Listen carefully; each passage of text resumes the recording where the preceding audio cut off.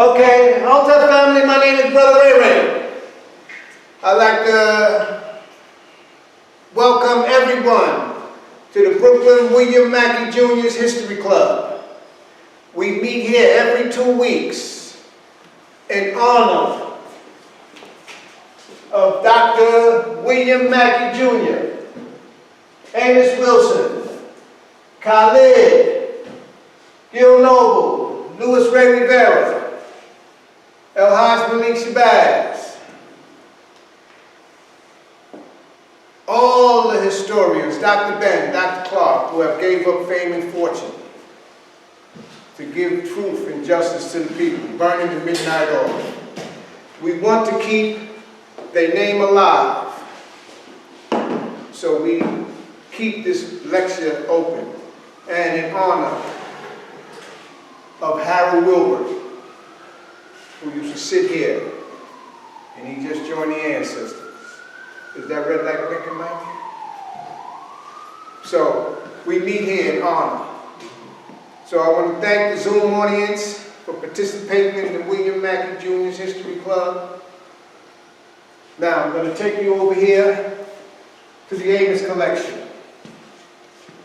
These books are in honor of Amos Wilson, and they help survive.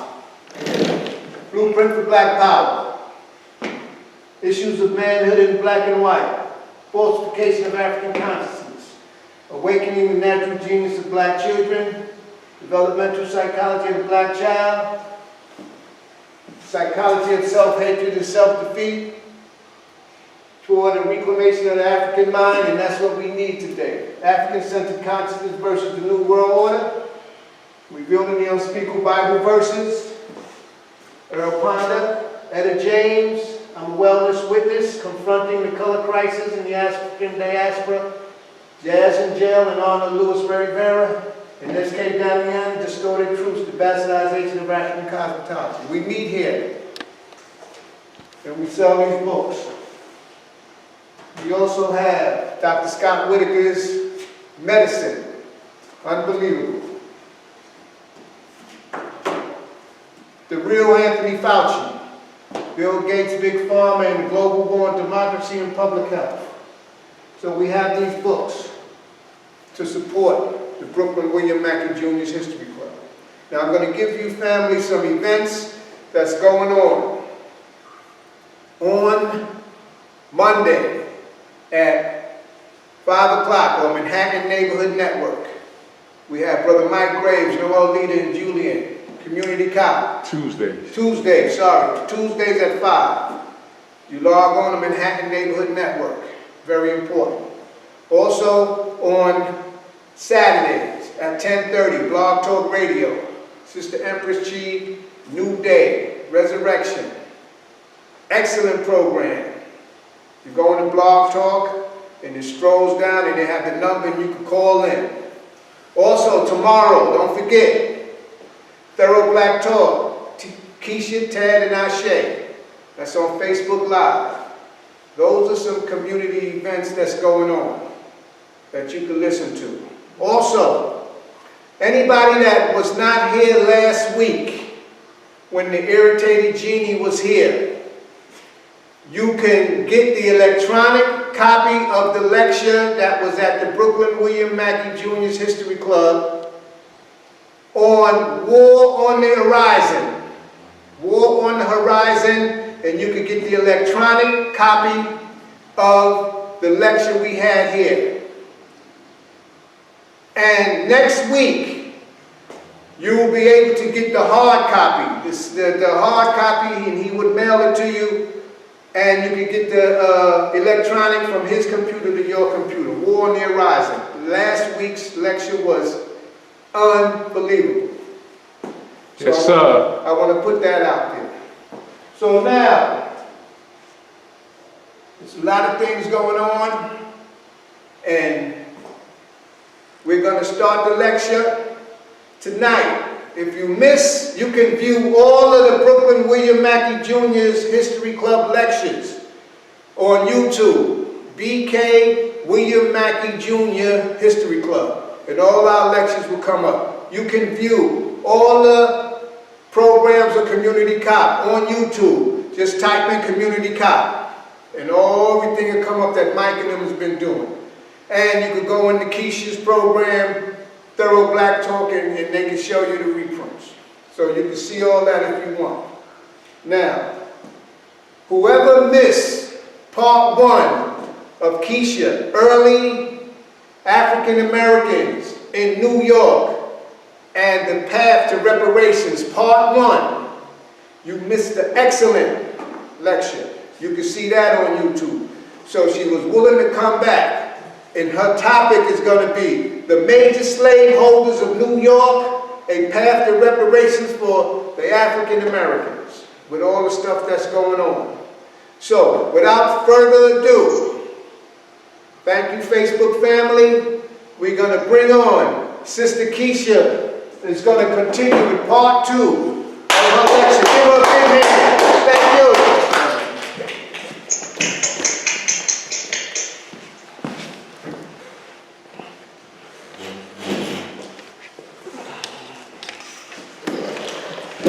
Not here, just move it. Yeah, move it that way.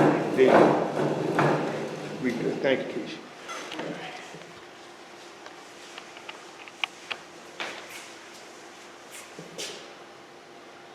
All right.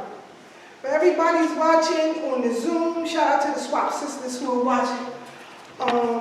We are going to discuss our second part of early history of African Americans in the city of New York and the path to reparations.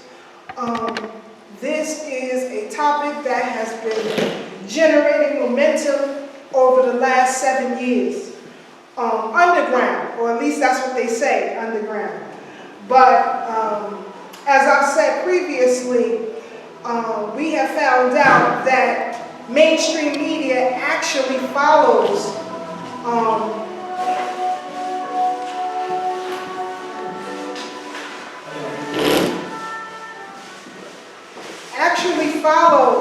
independent black media.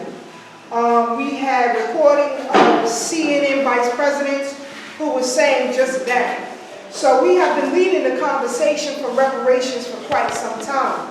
And in fact, so we have been putting out to the African American community that they should not vote unless there are tangibles on the table, immediate tangibles on the table. And since 2013, there has been a decline in the African American vote.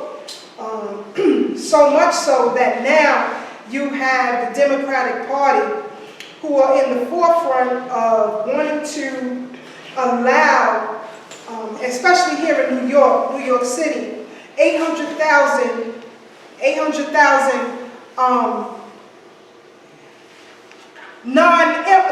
non-citizens to vote in the major elections. So, not just that, but recently it has come out that the Biden administration wants to talk about giving reparations to, or who they quote, are illegals in this country. Parents who have been separated from their children and so on and so forth.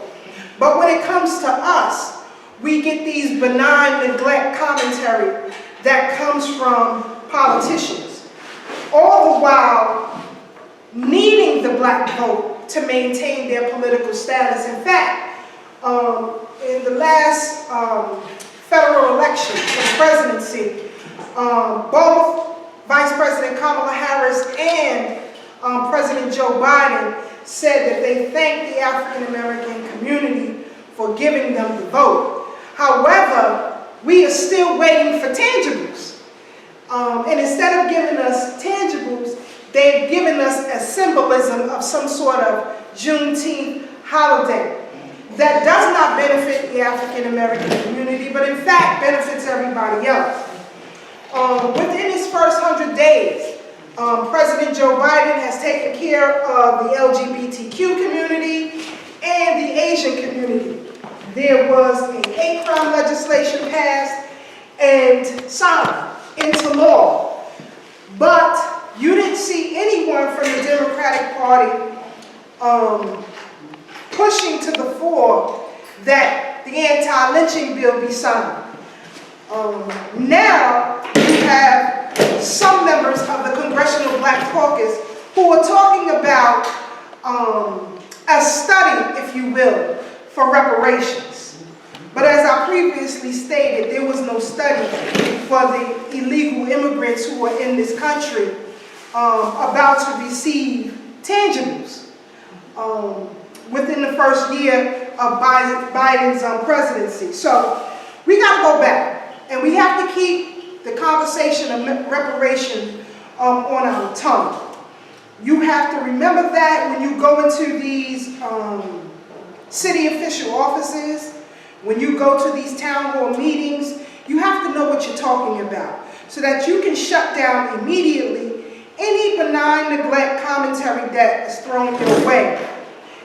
There seems to be, how can I say this calmly? Apprehension, if you will, from the African American community to force black politicians and others to do what they say that they were going to do. Voting for us has become an exercise in futility. We are not demanding anything, and we are engaged in all of this rhetoric that seemed to make us feel good at the time of saying it, but offers no tangibles. Some of us, and I saw a lot of you out there last summer before last, protesting with members of Black Lives Matter and the like. And when I was here before, I told you all to stay away from said groups because they have nothing to do with the African American community. And in fact, they are there to keep us at bay so that everybody else can get what they want. A lot of people were complaining about the uprising that had taken place throughout all these major cities. A lot of people were upset, but I got into a debate, well, yeah, I guess you could call it a debate with some members of that organization when I asked about these protests. They were tearing up the cities, burning police cars, and all this kind of stuff. So I said, why don't you go to the homes of the people who control the politics of this nation, the money behind the politics of this nation. And so I got a lot of flack for that. People were saying they didn't know anything about this, they didn't know which way to go. Well, if you're protesting here in Manhattan, go to 740 Park Avenue, go to 15 Central Park West, go to 1040 Central Park West. This is where your Koch brothers live, your Schwartzmans, all of the power brokers in the United States reside. In fact, there was no disturbance on any of these streets. So I asked the question, well, who were you talking to? Whose attention that you're trying to get? And I couldn't get a direct answer. And when I couldn't get a direct answer, I called them a farce. Because if I have a problem with Dr. Arthur Lewis, then I have to take it to Dr. Arthur Lewis. I'm not going to take it to Mike Graves. Because that would not do me any justice, right? And it could cause a whole lot of confusion. Why cause confusion? Why not go to the source? So quickly, we're going to look at who lives at 740 Park Avenue.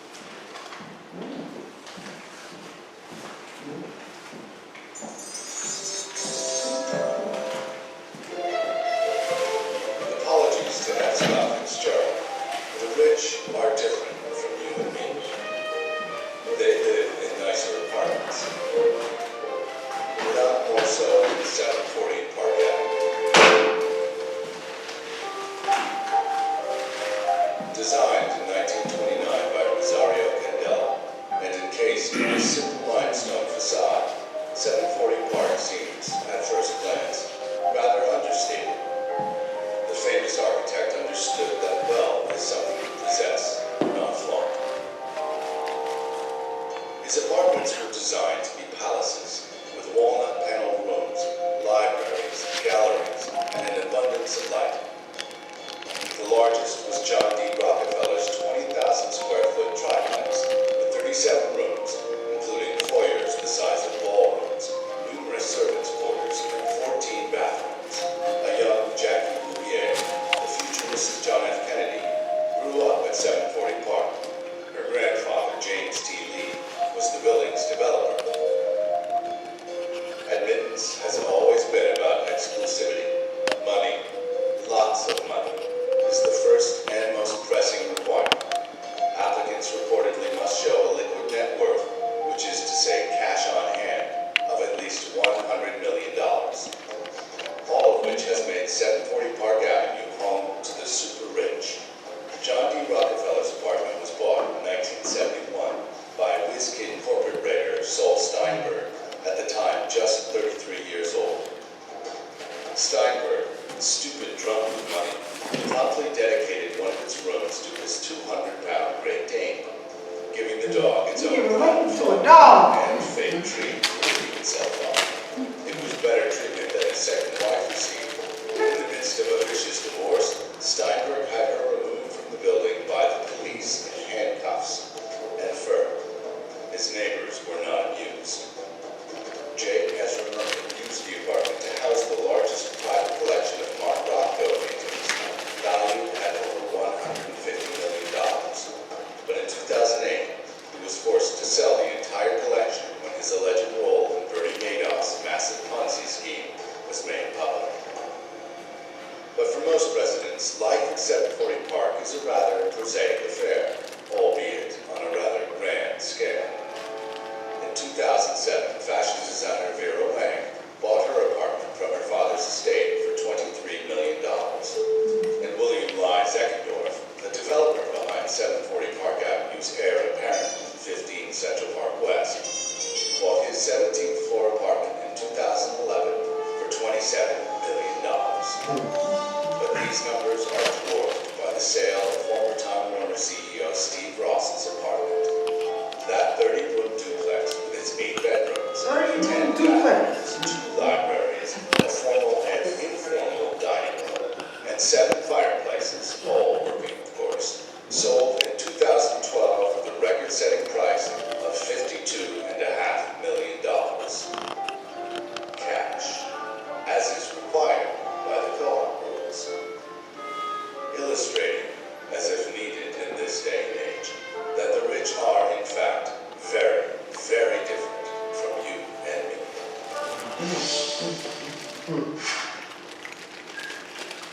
Now, I brought this building up because there was a burial ground under here. There was Africans are buried under that building. In fact, there was also Africans buried under 15 Central Park West. So, in my research, I found over 100 African burial grounds here in the city of New York, more than 20 here in the borough of Brooklyn. So, they are on our ancestors' graves. And we can't let that slide. So when I hear black people talking about, well, we don't need reparations. No war is won without money. None. Not too long ago, in the 80s, I don't know how many years ago that is from now, but how was the Iran-Contra war funded? Via the crack epidemic, right? So everyone needs money. And if we're going to fight our enemies, we seriously need money. We're not asking for anything. We have to take it. So we're at a pivotal point where we can actually break the Democratic Party, which is why you see the influx of Afghans, of illegal Latin or Latinx people, or however they want to identify themselves. But you see all of this now. But no tangibles, again, for us. Bedford-Stuyvesant is now completely gentrified. At least I believe so. And if anybody disagrees, then you let me know. But you ever ask yourself the question, how, and this is pre-gentrification, how is it that so many black people ended up in Bedford-Stuyvesant? Where did they come from? How did they migrate here? Or if they migrated here?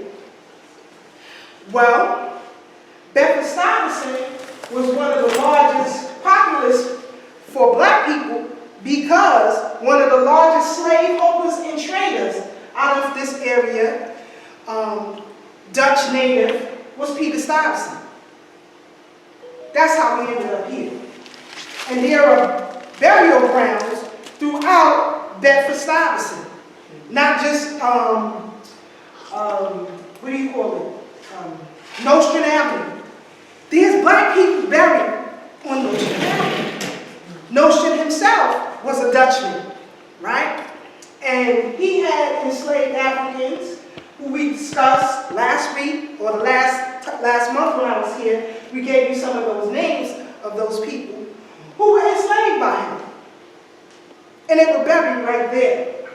So now you have this consortium, if you will, talking about former slaveholders who have street names and statues or whatever in the city of New York, but they're being led by the LGBTQ. And if we are not careful and we attach ourselves to that, we're fighting for a cause that is not ours. And so they will get what they want, and again, we will not get what we want. Now, I am not in law enforcement, although I went to John Jay College and my major was police science. Any investigator or detective will tell you, don't touch a crime scene. Don't touch nothing. If you come on a crime scene, they got to rough off, they don't want no interference, so they can collect as much evidence as they possibly can.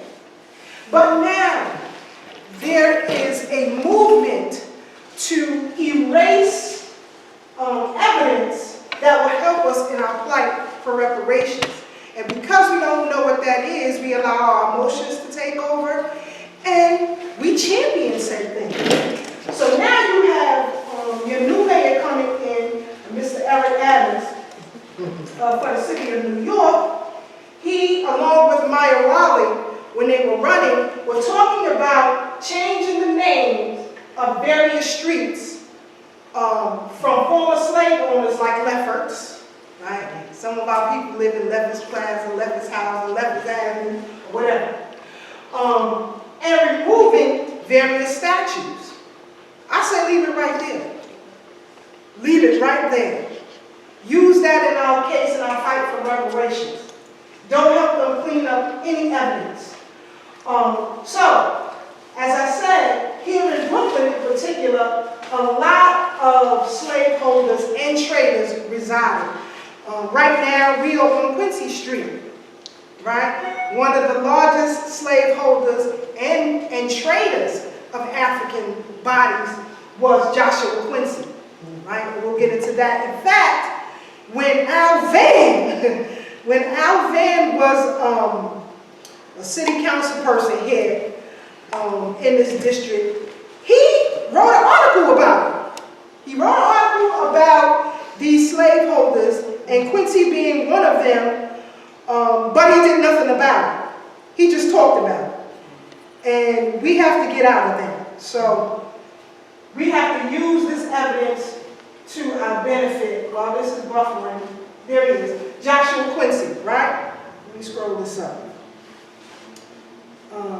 There he is. I think Mike was talking about Boston College earlier, right? Him being a native of Boston, Massachusetts, Joshua Quincy, was one of the major slaveholders here, right? Now, how many black people lived on this street pre-gentrification? How did they get here? You know? So we're still holding of badges of slavery, which is against federal law. So why would I want to remove it? I don't want to help nobody clean up no crime scenes. Leave it right where it is. If you go down Putnam, you go down Nostrand, you go down Gates Avenue, Monroe, Madison. I remember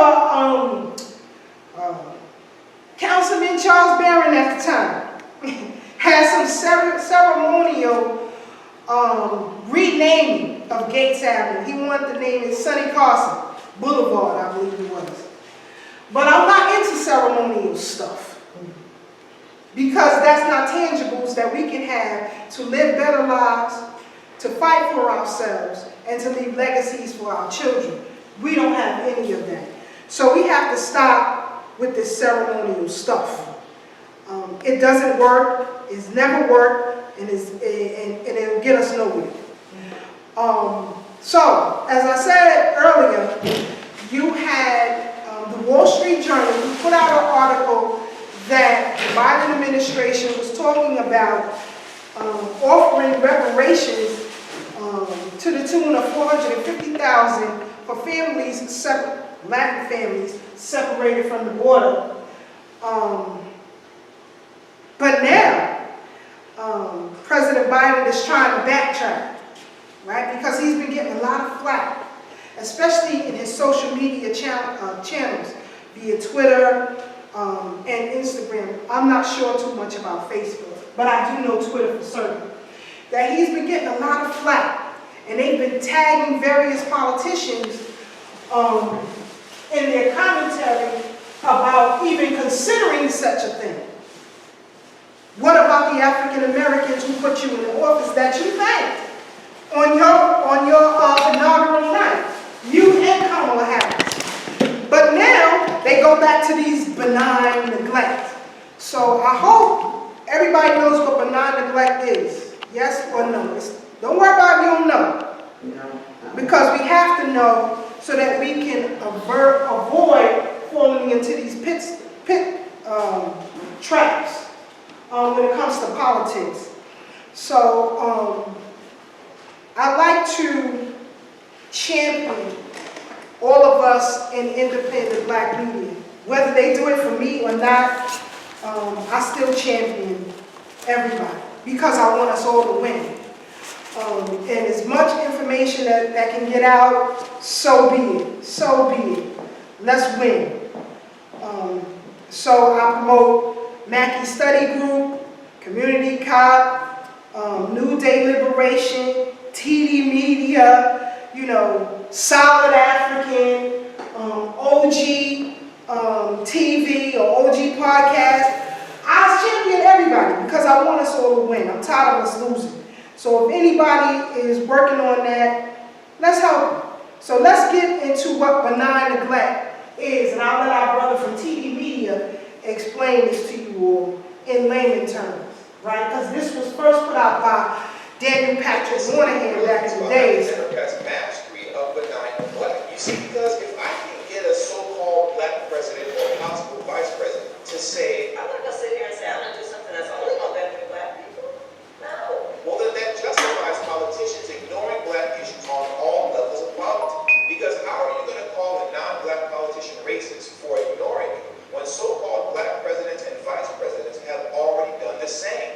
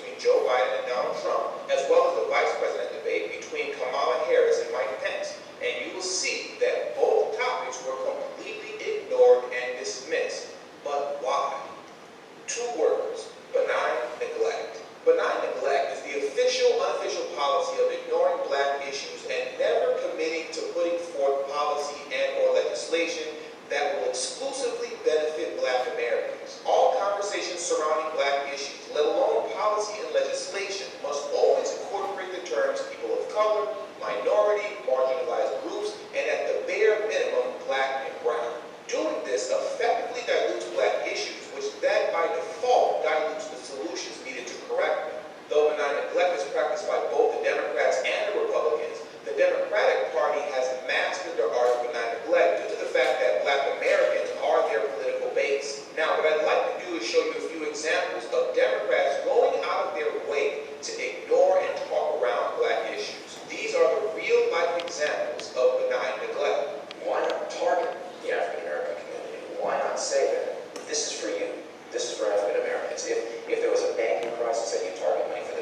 If there was a national disaster, you target your money for the national for disaster relief. That's not how America works. America works when all of us are pulled together and everybody is focused on making sure that every single person has opportunity. So I'm not gonna sit here and say I'm gonna do something that's only gonna benefit black people. No, because whatever benefits that black family will benefit that community and society as a whole in the country. Right? Vice President Biden, do you support reparations? No, not me. Since I haven't spoken. Now watch this. Chance. Number one, the reason we're the country we are is because of immigration. We've been able to cherry pick the best from every single time. The people who come here have determination, resilience. They are ready to stand up and work like the devil. We have 24 out of 100 children in our school today is Hispanic. The idea that we are going to walk away and not provide every opportunity for them is that not only stupid and immoral, but it's bad for America. They are the future of America, and we should invest in them. Everybody will benefit from it. Every single American. And you should get used to it. This is the nation of immigrants. That's who we are. That's why we're who we are. That's what makes us different, and we should invest in it. Thank you, Mr. Biden. Senator Closer, you have your hand up. When Barack Hussein Obama, America's first biracial president, was asked the question, why not target the black community directly, and he replied, That's not how America works. Obama was 100% correct when he stated that's not how America works. In fact, it hasn't worked that way since 1970, because this was the year that Daniel Patrick Moynihan, advisor to President Richard Nixon, submitted his 10-page memorandum to the president.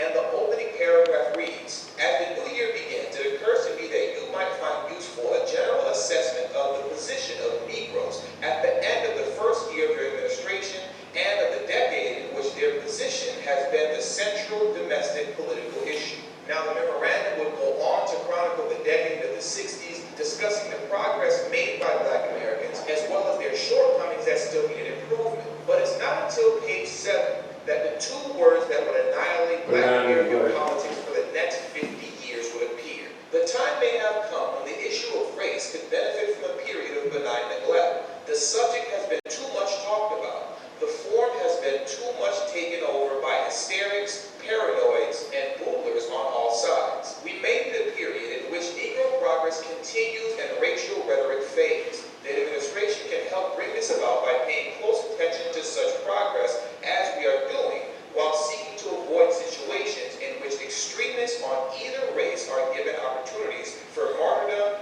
heroics, histrionics, or whatever. Greater attention to Indians, Mexican Americans, and Puerto Ricans would be useful. I'm going to repeat that last sentence again. Greater attention to Indians, Mexican Americans, and Puerto Ricans would be useful. Now you see, it's at this moment that the American government made its decision to ignore black politics and shift the conversation to Native Americans and immigrants. Now fast forward to 2020, and that list now also includes not only Native Americans and immigrants, but the LGBTQ, as well as women's issues by way of feminism, all while ignoring black American politics. Now, one of the newest ways that we watch women's and LGBTQ rights issues used to neutralize black issues have been in the Black Lives Matter movement. You see, when you say Black Lives Matter, you've said all that needs to be said, because the problem at hand is police brutality against black Americans. But once you start interjecting hashtags into it like say her name or Black Trans Lives Matter, you effectively turn it from an issue about police brutality against black people to an issue of feminism and to an issue of LGBTQ struggles. The Black Lives Matter movement has been so strategically fragmented that we've come to the point to where now people say all black lives matter. That's how fragmented it is. When speaking on matters of immigration, you never hear anybody say, well, what about all immigrants? What about LGBTQ immigrants? What about female immigrants? What about the LGBTQ Jews? What about female Jews? What about all Jews? It's only black issues that get fragmented in this way. Now, over the course of the past 12 years, the Democratic Party has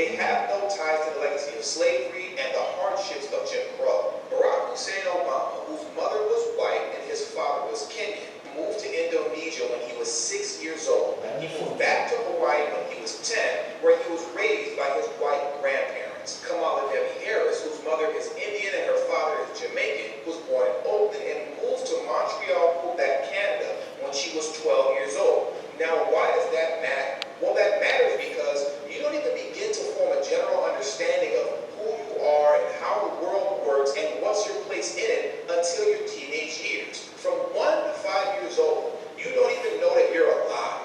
And from 5 to 12 years old, life is simply about how many days it is until my birthday, is it Christmas yet, when is Halloween, and can we go to Chuck E. Cheese? Your teenage years are your most critical years as it pertains to the development and understanding of the world around you, as well as who you actually are as you head into adulthood.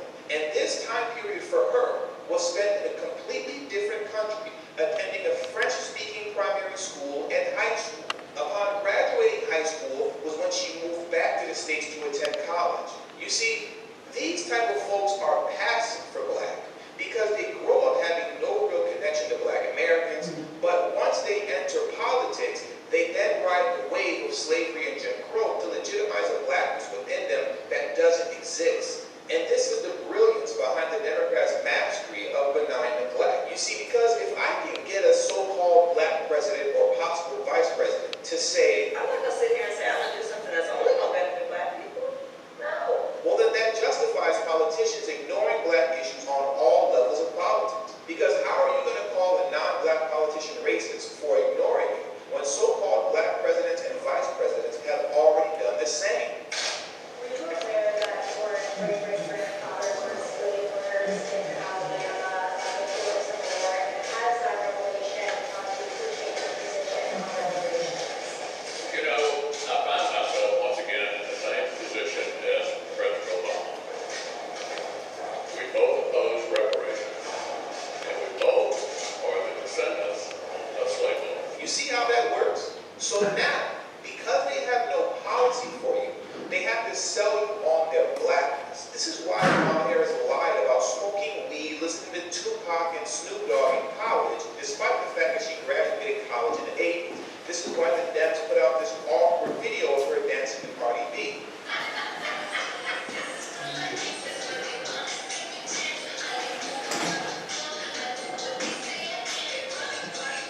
This is why articles and videos of her keep coming out discussing her shoe game. What's going on, everybody? It's your boy Tony Laramie. We thank TV media for that. You should follow them on YouTube if you can. He does an excellent job. Bill his family's from Haiti too, but he does an excellent job. And again, I like to promote all of us, whether they do it for me or not. I promote everybody because we have to win. So if you can get information that's valuable from him, that will help you, do so.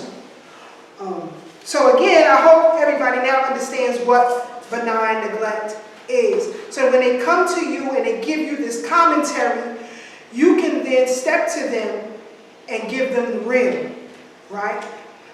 Shut them down where they are. Don't let them continue on. Now, in the beginning of the election, you had the Congressional Black Caucus, in particular Sheila Jackson Lee, who was talking about picking up former Congressman John Conyers' reparations study bill. Who studies something for over 30 years? It's ridiculous. It's ridiculous.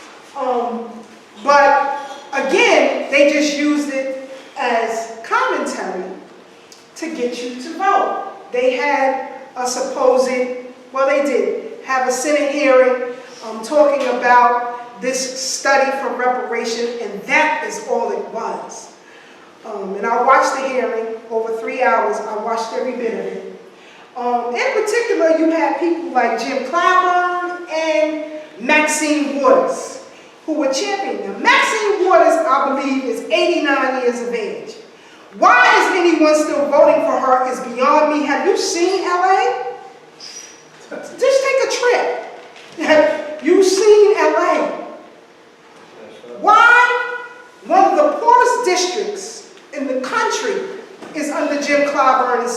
Carolina. You had Dylan Roof go into a historical black church and blow black people to smithereens. But yet Jim Clyburn could still convince you to vote for him and the Democratic Party? We have to ask ourselves mentally, where the hell we at? To even allow him in our space. I don't care how old Maxine Water is. She gonna get this work if she's ever in my space. You have elders and you have olders, and she is an older and a disgrace. I don't understand how black people continue to vote for her after the crack epidemic.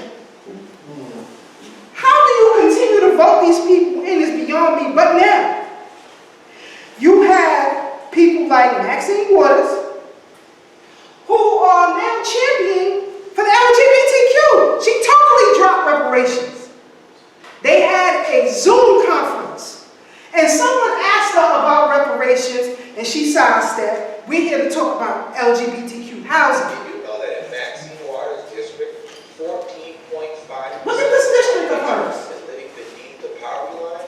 That's about 25% higher than the rate in California and about 20% higher than the rate in the United States. Not only that, but 21% of children under the age of 18 are impoverished in her district. But she's out here leading the committee to close the LGBTQ wealth gap. Again, these are her words. This is her district she represents. Biden's been in office. Me stating that Biden has done absolutely nothing for the black community by way of meaningful legislation since he's been in office is not a surprising statement at all, because I've proven that over and over and over again. And it's also no surprise for me to say that the Congressional Black Caucus does absolutely nothing for black Americans by way of ensuring that legislation is passed that meet the specific needs of the black community exclusively. But even with understanding all of this, it still never ceases to amaze me the lengths that the Biden administration and the Congressional Black Caucus will go to make it a point to prioritize other groups over black Americans. And let me tell you something. When I came across this one, I fell out of my seat.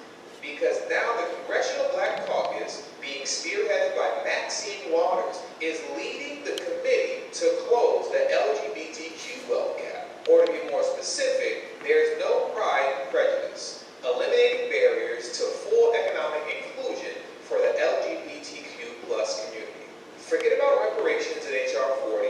Forget about the black-white wealth gap created. Now, I sat in on the Zoom. By the way, all of your congressional leaders hold their meetings on Zoom now, so you can watch them. Because we got to make sure that we close this LGBTQ wealth gap. Take it away, Joyce Beatty. I now recognize myself for 4 minutes to give an opening statement. Good afternoon, and I am pleased to convene the Subcommittee on Diversity and Inclusion for a hybrid hearing entitled, "There is no pride in prejudice, eliminating barriers to full economic inclusion for the LGBTQ plus community." In 27 states, there are no explicit statewide laws protecting people from discrimination on the basis of sexual orientation or gender identity in employment, housing, and public accommodations. At the federal level, there are no fair housing or credit protections based on expressly sexual orientation or gender identity.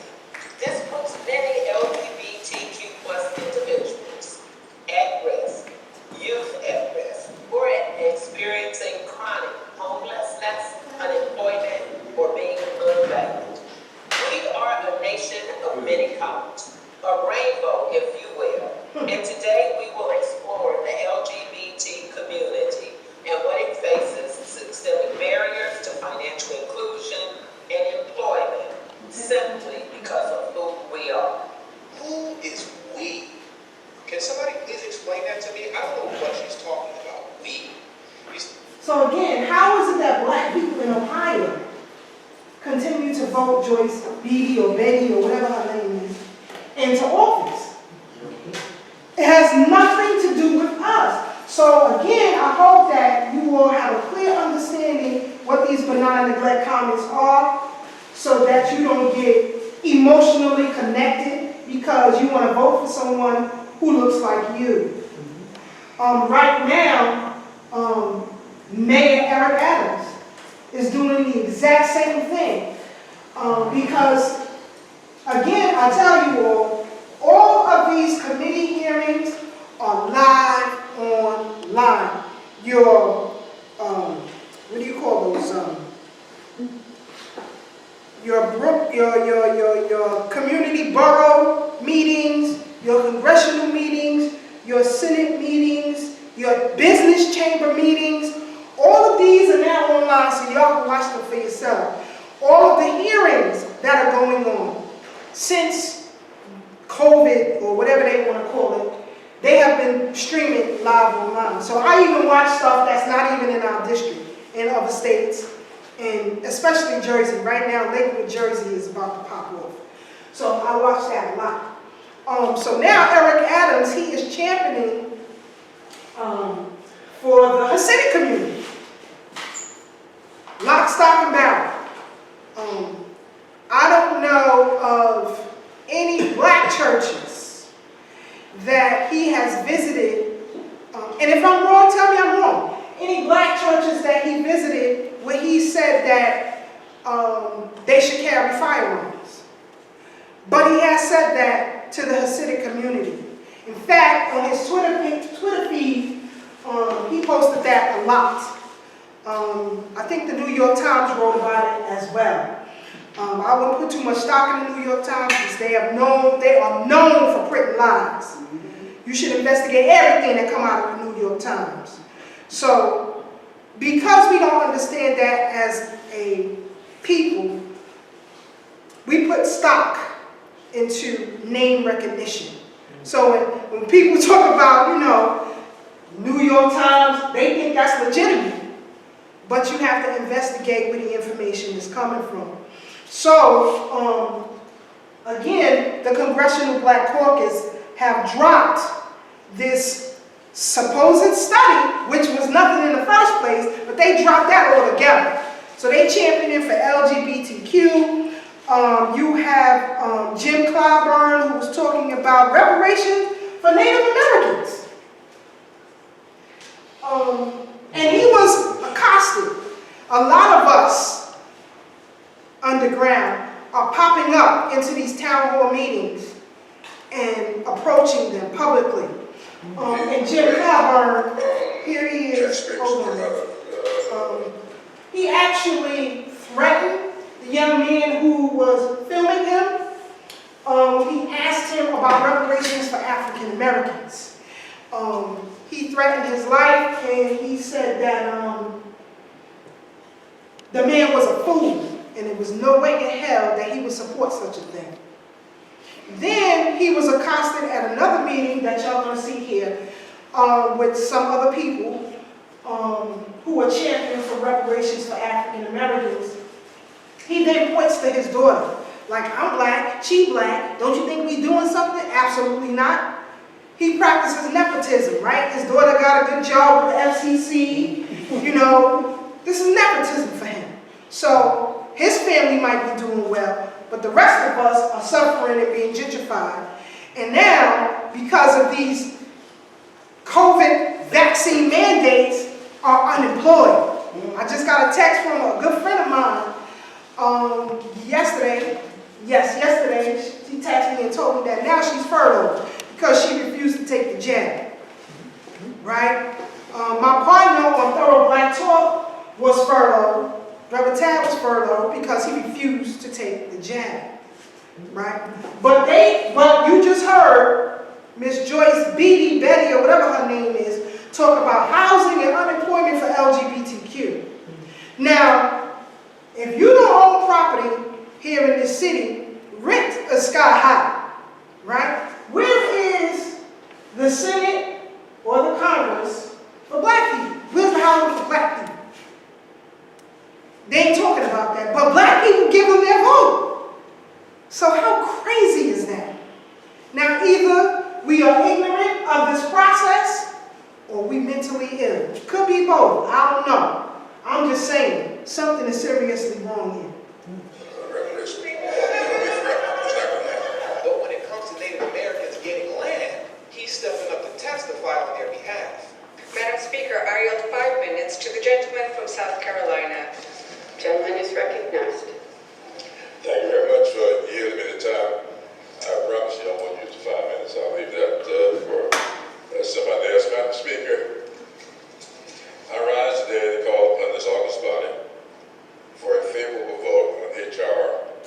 1619.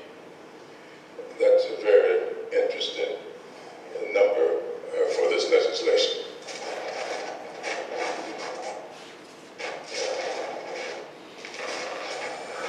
The Biden administration and the Democratic Party as a whole has bent over backwards this year to ensure that the Native American community has everything they need to attain a better and more prosperous future in America. It started out with the Biden administration and the Democrats locking in $31 billion for the Native American community, and then it continued on with Joe Biden signing a criminal justice reform executive order for the natives while the George Floyd bill is collecting dust. And now, Jim Clyburn is breaking his back to ensure that the natives get all of the land that they're entitled to through passing the Catawba Indian Nation Lands Act. Meanwhile, you can't point to me one piece of legislation that benefits the black community exclusively in the same way that the natives and all other groups have received theirs. Now, about 2 weeks ago, there was a hearing for the Catawba Indian Nation Lands Act. And what I want to do is play some of what Representative Teresa Leger Fernandez had to say, because her testimony highlights how long the federal government has been attempting to make amends with the past concerning Native Americans. And it also highlights how much more support they will be receiving in the future. You know, today is the first day of the month that is dedicated to Native American heritage. As we all know, the United States' historic treatment of our indigenous governments and peoples is fraught with genocide, displacement, termination, and attempts to eliminate Native American culture, language, and identity. But as a nation, we have also taken actions to remedy that, to build back from that sad history. In 1934, Congress recognized that termination was the wrong policy and passed the Indian Reorganization Act, which recognized tribal governments and placed most remaining tribal land into trust. In 1975, we passed the Indian Self-Determination Act, which allowed tribes to reassert their sovereignty and jurisdiction over their own lands and programs intended to benefit them. But the work is far from done.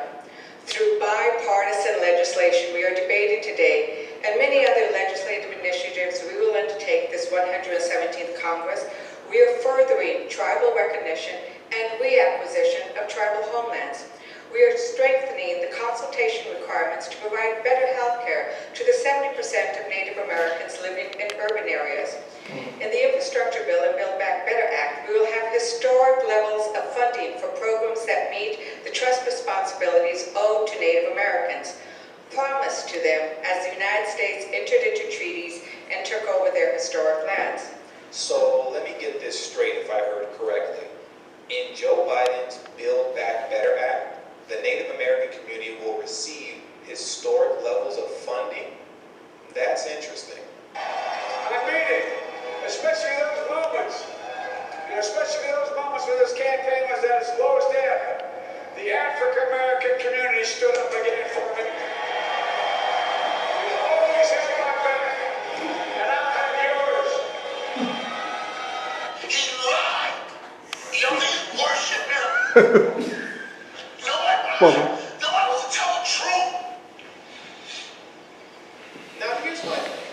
Where is all of that, hey, this is unconstitutional energy at, like folks have for the descendants of American slavery when we start talking about reparations? Where is all that? What about the immigrants that came to this country after the fact? They didn't oppress you. Why should they have to pay for this? Isn't it interesting how that energy is only reserved for the descendants of American slavery? The reason those bogus talking points stick is because black Americans, and to be more specific, the descendants of American slavery, don't have any actual political representation because they're too busy fighting to make sure that every other group gets what they need at the expense of you. With that, I'll turn to H.R. 1619, the Catawba Indian Nation Lands Act, introduced by Representative Clyburn of South Carolina. It will ratify and confirm the Department of the Interior's decision to take into trust 17 acres of land in Cleveland County, North Carolina, for the benefit of the Catawba Indian Nation.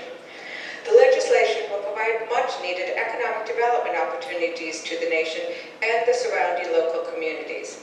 I want to thank Mr. Clyburn for championing this bipartisan legislation civic adoption. Jim Clyburn literally represents the most impoverished district in his state. Black Americans are hurting in his district, yet he's out here introducing bills to secure a future for Native Americans while actively opposing reparations. If you wait, taxpayers come out of reparation. It's not going to happen. So what you got to do, whatever they're talking about, that other place. Might touch me. Cut the check. Tell Nancy Pelosi to cut the check. Yeah. You do that for me? See the treasurer? Cut the check. Somebody better cut the check. Reparations are owed, sir. Talk to them. ADOS, you're not going to run away from this issue, Congressman. Oh, I'm not trying to run away from it. It seems like you are. You're walking away right now. If you pay attention, there's a pattern when it comes to Jim Clyburn and reparations. Anytime you address reparations with him, he becomes visibly agitated and condescending. 50 Democrats and 50 Republicans. So do you want to pass reparations for ADOS or no? Do you want to pass reparations for ADOS or not? I want to pass it for my wife and her descendants. He just told you. Are they ADOS? I have no idea what that is. American descendants of slavery. Look at me. Look at my daughter. I know who you are. Okay. So she's a descendant of slavery. Okay. So you do want to pass reparations for ADOS? I'm not going to argue that. I already answered your question. I already answered your question. Is that a yes or no? Now, really, So again, we keep getting this commentary. We keep getting this commentary. But we keep giving them the vote.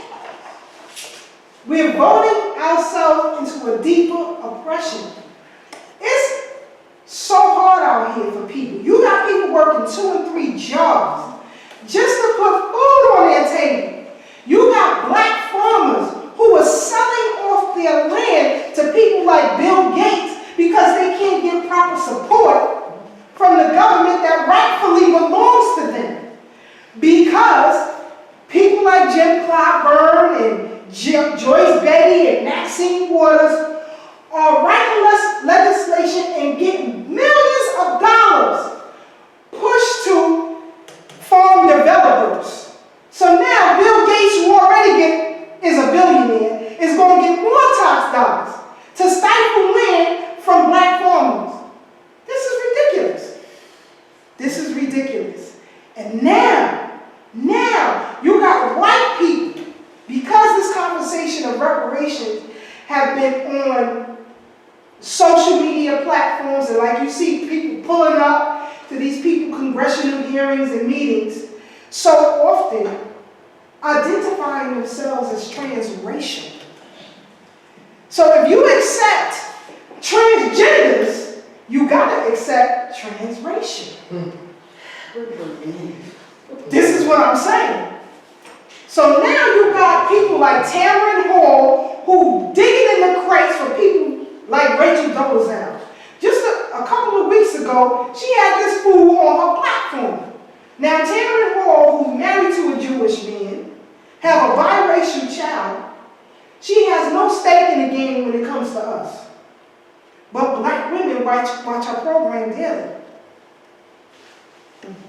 We got to change how we do things. And so when you look at media platforms like a Community Cop or a New Day Liberation, Thorough Black Talk, or TV Media, or Doggy Diners TV, or OG TV, or whatever, we are reaching a populace that you may not believe that we are, but we are. I think I mentioned to Mike a few months ago, probably last year I believe, that Kamala Harris was watching Community Cop. And how do I know? Because she repeated what they said verbatim. And so since I caught her in that, I took a screenshot of the show, tagged her in it, along with other representatives from the Congressional Black Caucus, and showed how she repeated what they were saying verbatim. Then she comes out and says, well, I may have seen it once or twice. You just told me you never heard of it before.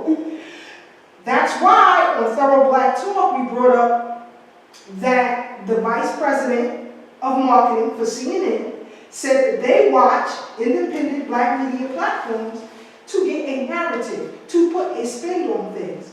Right now, the majority of black people don't want nothing to do with this jab. Nothing. But they're putting a spin on it because they watch and they listen to our programs.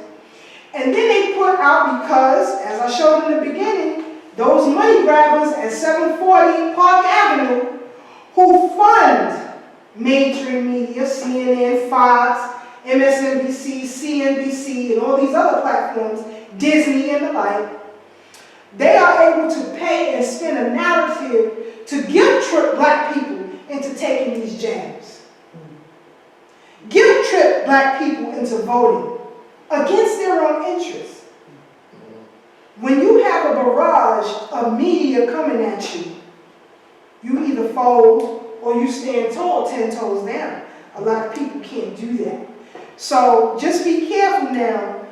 The next time these politicians get before you and they start running off at the lips, you are clear in what they're saying and what they are going to do. So then the choice is up to you. Are you going to keep voting for them and make our conditions worse? Or are you going to stand 10 toes down and not vote for them at all and break the party? And they know that to be a possibility. As I said at the beginning, this is why you have the influx of illegal immigrants who are Latin or identify as Latin and white. You had the Afghans who identify as white, and so on and so forth. And you have black people in media, like a Mark Lamar Hill, who continue to talk this nonsense, who continue to talk about these things and divert black people, or what he tried to do with Reza Islam, and Reza Islam was able to shut Mark Lamar Hill down. He gets before the Senate and start talking about what's happening in Afghanistan. Now, you know, hey, whatever's happening was happening. I got a nickel in that quarter. I got to worry about what's happening to us here and now. I don't got time to worry about what's happening in Afghanistan. Until the Afghanis fight for us, then I could care less. And we can't allow this divisionist rhetoric to divide us. Again, the reason why I'm playing clips from TV media, this brother is of Haitian descent. You got people who are trying to divide us all. When everybody owes us. Everybody. The Asian owe us. The Jewish folks owe us. The Irish owe us. The Italians owe us. They all owe us. You would never see them stand against each other so that one person can get something. I don't hear the Irish talking about, well, we got to stand tall against the Italians because the Italians shouldn't get anything. I never heard Chris Cuomo say that. I never heard that. So we have to be careful and not allow our people to be divided because the younger generation is watching. And we engage with them. Those of us in media, we engage with them. The largest demographic of thorough black talk is between the ages of 25 and 35, worldwide. That is and male. That is the largest demographic of thorough black talk. And I'm glad that is so because I want to let you see what a lot of these young people are saying. Some people take reparations as a joke. But when you can combat them with information on their level, they can adapt it and apply it and then follow suit. Something that we ain't never gonna get. We ain't never gonna get it.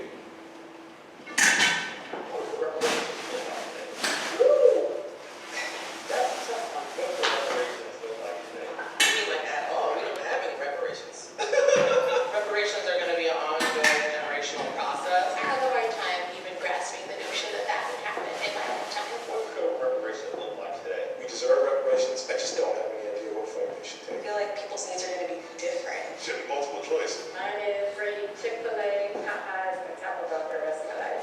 They should let black people get Jordans for free. Chicken buckets, fried chicken stock, and chicken stock, and there's Tyson's. Like, no, we own Tyson's now. Reparations can be really creative. I have a lot of friends around the world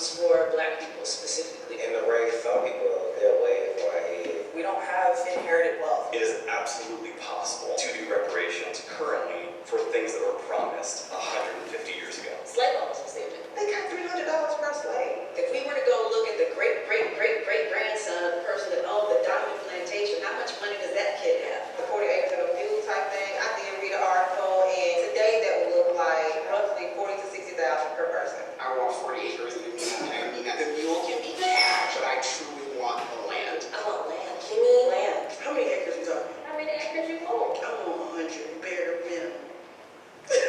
I would say something where I can give back to my kids. My entire family lived in the projects. I knew nothing about home ownership. Your circumstances are not going to be your future or your forever. What could reparations look like today? Money. Oh my gosh. If you're any type of Black, you should get paid. The way that Native Americans get checks from the government, I feel like Black people should too. Put $300K in my account. Somewhere around $2 million per Black person. Maybe you gave every Black person $1 million.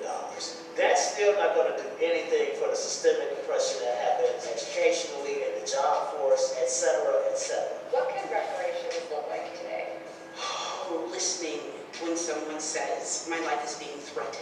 Knowing that I can call the police and actually get help and not fear dying. What are all the things that I just don't have access to? Like walking down the street without being perceived as dangerous. If I'm able to do that without the stigma or the profiling, I'm good. I feel like we should just be given space. I don't know that anybody has to give me a dime. Just mind your business. What could reparations look like to them? We have some deep-seated issues. Because there's so much layers to our struggle. Reparations has to go to a soul level, it can be spiritual, it can be more mental. I feel like reparations is more like self-empowerment, freedom, Respect. To just be treated like I am meant to be somebody, like I am somebody. Reparations look like fucking acknowledging the shit that happened. I just need you to acknowledge that this has happened. The oppressors admitting that they oppressed. What do your reparations look like? I think any reparations that we receive, we have to make for ourselves. Those are how you get your reparations. You earn your reparations. You take them back. Taking shares from companies and corporations that have profited from the labor of slaves. In addition to the labor stolen, there was a lot of psychological trauma. Mental health counseling. Education. Education access. Growing up, when my dad would get frustrated, he would say, Black children shouldn't have to pay for books, not for school, not for college, not for anything. Actually investing in public schools. Not being okay with anyone ever being homeless. Those are reparations to me because those actually make an equitable society. Black people should be tax exempt. Don't have to pay property taxes. That'd be great. Reverse gentrification if possible. Free housing. What does reparations look like to you? Good community-based involvement. Investing in the Black community. More local control things. You have different programs to help encourage small businesses. More mentorship. I call it almost collaborative economics. Maybe you're trading services and maybe you're providing your time and like how you show up. I really would like to get into the oil business. Let's give every Black woman a doula and a lactation consultant. Supporting folks that are currently in the justice system. Gotta dismantle the prison industrial complex. That in and of itself will upend capitalism the way that we know it. What could reparations look like today? Literally looks like redistribution of all of the access that white people have. White people need to shift. It's removing old white people of power and putting back folks That look like us, then legislate. integrate. Redesign. Redistribute. Communicate. I mean, we're talking about structural damage that has happened inside communities. The total disruption of everything. A new nation. Dismantling this entire system. And start from scratch. Quite literally, people giving up their homes, their assets, all of their resources to people who are the most disenfranchised. It's got to be something that honestly is uncomfortable because getting here wasn't comfortable. So again, we all over the place. All over. We all over the place. Involved in things and saying things that make absolutely no sense. But to think that this video garnered 500,000 views in a day. So, it's our responsibility, those of us who know better, forward an antidote to things like this. So that's why I promote everybody that's doing work for us. So you may rewatch BK William Mackey Jr. Study Group on YouTube, and you have a social media platform. It's your responsibility to share it. Take screenshots of it. I'm sure Ray don't care. Forward community comment. Forward clips of New Day. Thorough Black Talk. We have to combat this nonsense that's going on. Because a lot of people say, oh, social media, it's the world that we live in today. In fact, we're going to be divided even further with this new metaverse. And if you don't understand what the metaverse is, and maybe I got to come back and do a whole damn lecture on that. And I would advise you all to start investing, if you are, in the metaverse. Because it's going to divide us even further.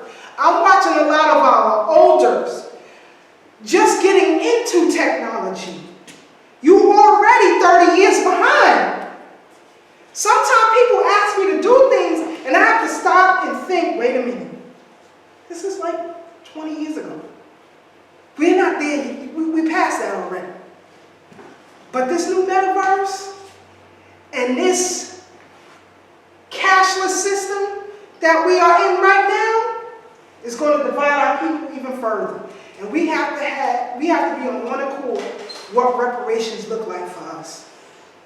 When I started here tonight, I showed a clip of my family reunion. And I said that there are over 3,000 cousins. We are clear, all of us, what reparations is. We are clear on our legacy. We are clear where we come from. We know where our oldest ancestor is buried. We make a pilgrimage to his gravesite. It's important that you teach yourselves and your family and your close loved ones and friends what this is. Nobody in my family is jabbed up. We are clear in that. So don't be so put off, if you will. I engage in weekly conversations and parties with DJs from all over the world. From England to Japan, the US, or whatever. And they are now getting into this push for reparations. I didn't have to do that. I was able to meet people where they are, and they follow us, all of us. They're going to look for this clip. When you going to send me that clip? They in Japan, so they sleep right now, but they want this clip. Y'all ain't got, when there's no broadcast or community college, they be like, what happened with them? What's up with them dudes? They knew nothing about that until they came in contact with Thorough Black Talk.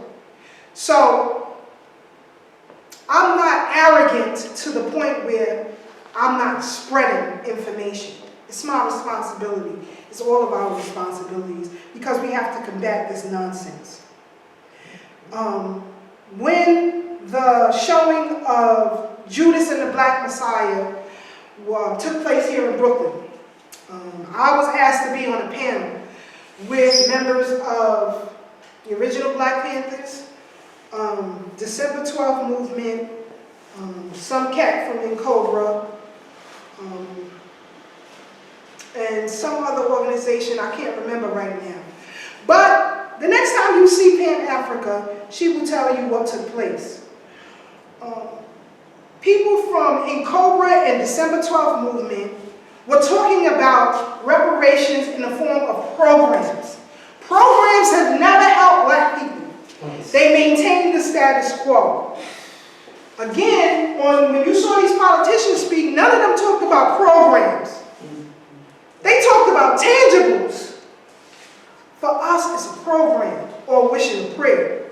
So, when I let all of them speak, and next time you see Sister Veronica, she was there, she'll tell you too. I let them all speak, and then I had to shut them all down.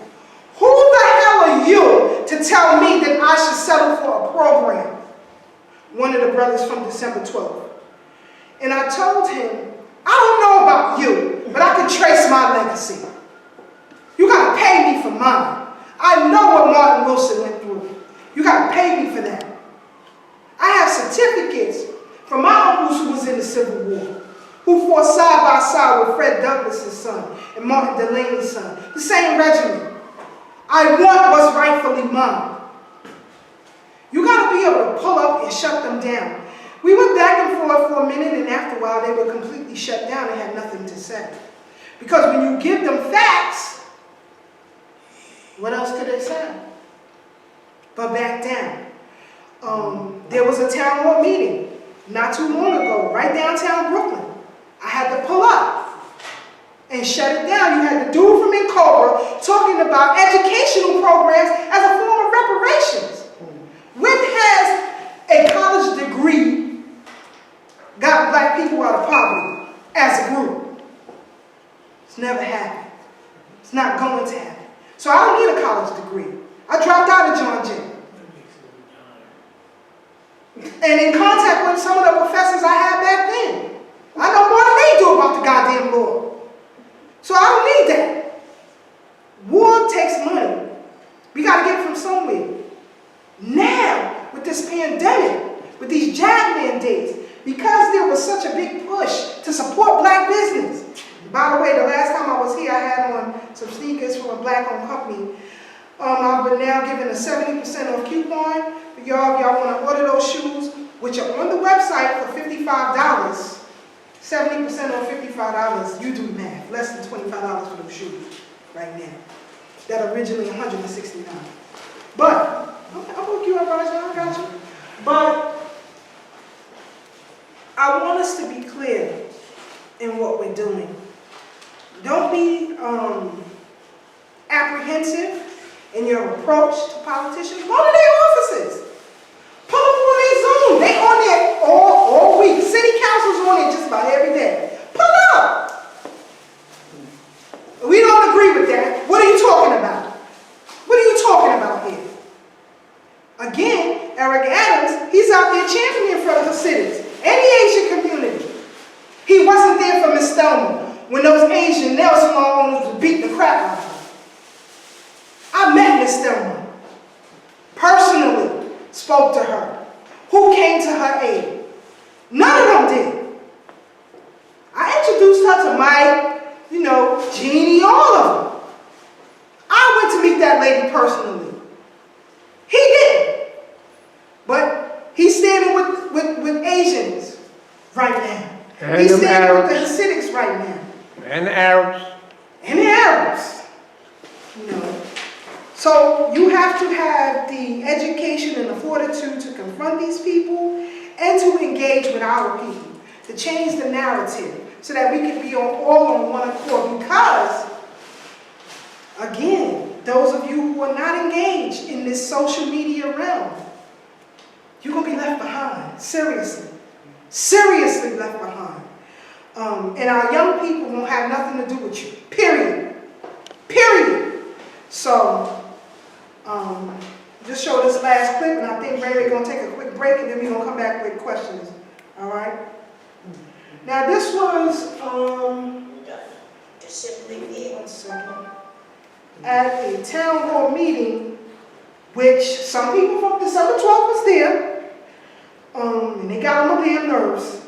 So I had to pull up, because you had a panel of somebody from the Cobra, somebody from the NAACP, you had a chief from a Native American tribe, you had a writer for the Daily News, and this Cruz dude, who seems to be at the hip of Sheila Jackson Lee.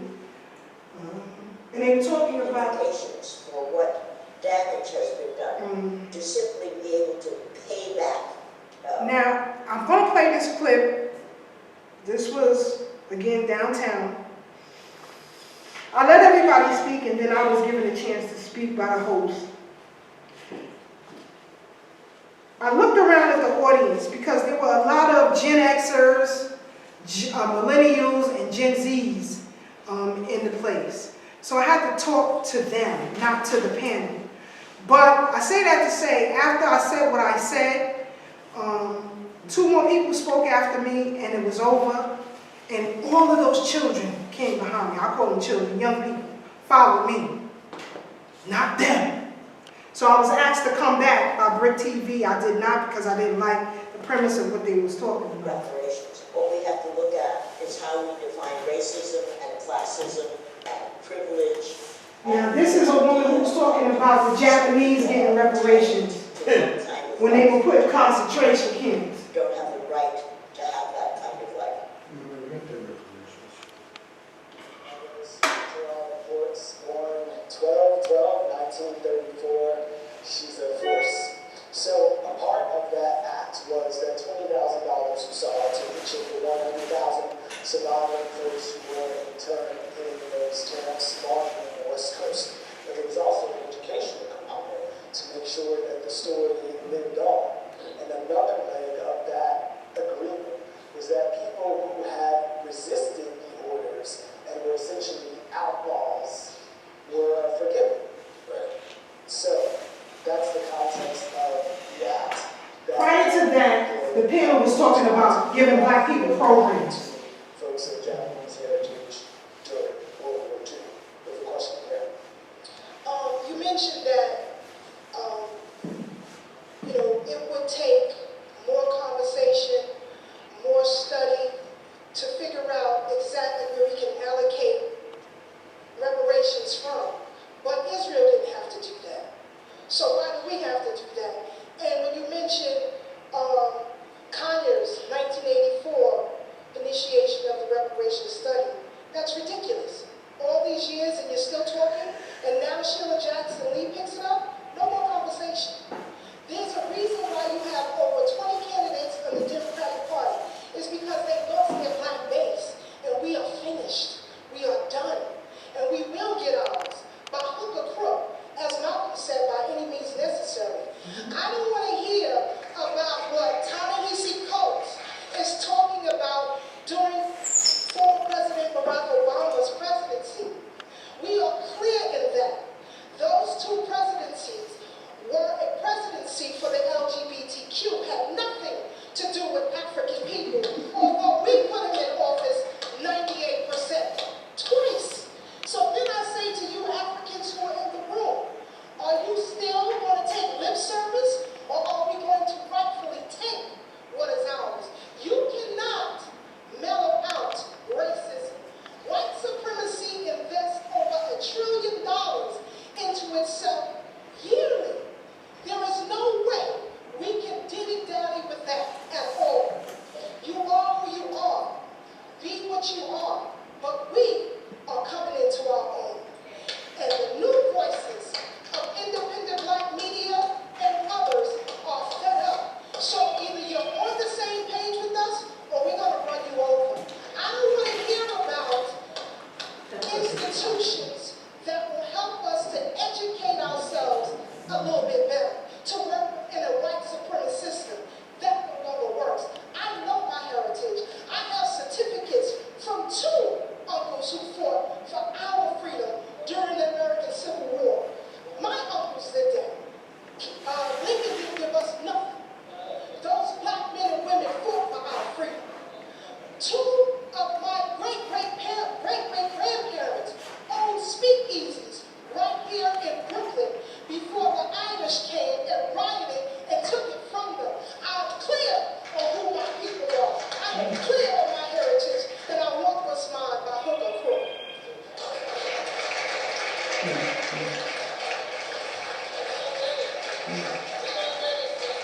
Now watch the whole start saying hook or crook. I know that you have talked about what that would look like in a form of reparations that also includes, as we just heard about, an independent media that is not centered on stories of othering people of color. What else would be encompassing this idea of reparations? By hook or by crook? You have to change the narrative. You have to change the narrative. Right? Oh, shit. You mentioned independent black media, right? Took a little talking point for myself. So after this was all over, this dude is from the Native American tribe. After it was all over, the audience rushed out, right? And they actually walked me to the train station. How can we find out more? Now, if I had not shown up, they would fall for whatever Cobra was talking about. Some damn programs. And you hear a lot of elders championing Cobra. I'm not one of them. I'm not one of them. So we have to confront where they are. So again, I think Ray is going to take a break. And then we're going to go question and answers, and I'm going to get everybody out of here. Okay? Everybody give Keisha a big come on in. Okay, Keisha. Oh yeah, so when I'm done that, I'll give you the coupon. Okay. Show you the shoes that I had on last time. No, it's a cold beer splash. This is Queen Mother-in-law petitioning and talking to black people about reparations.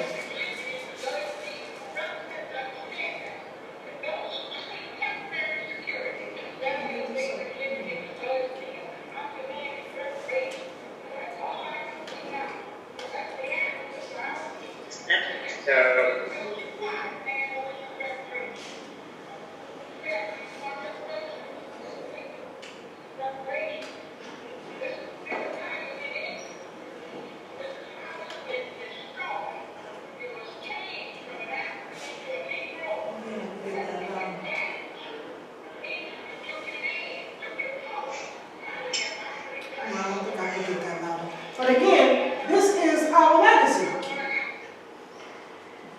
You can't honor the ancestors and not get what's rightfully theirs. So that's why the last time I was here, I gave you a brief history of some of the first Africans who arrived here under the Dutch. I gave y'all their names, where they stayed, the property that they amounted and then had taken away from them. We talked about how Washington Square Park area was formerly called the land of the blacks.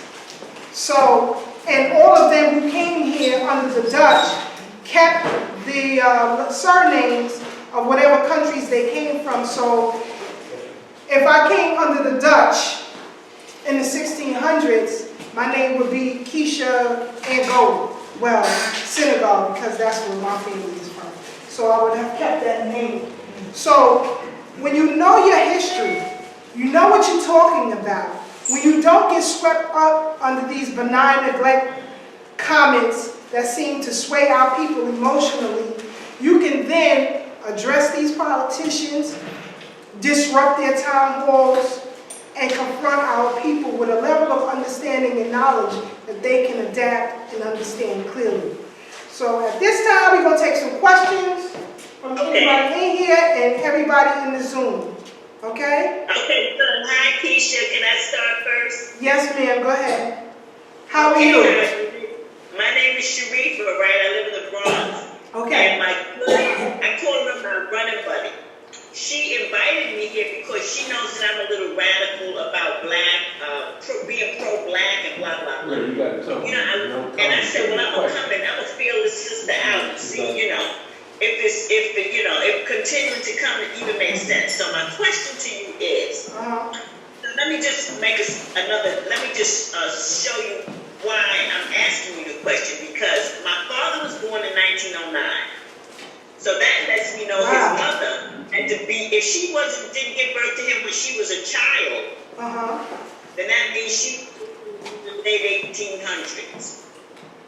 My family's spread out all over the world, and I like the way you started this platform really got my attention, right? You said your family members, whether they all came from different mothers, different fathers, whatever, because that's my story.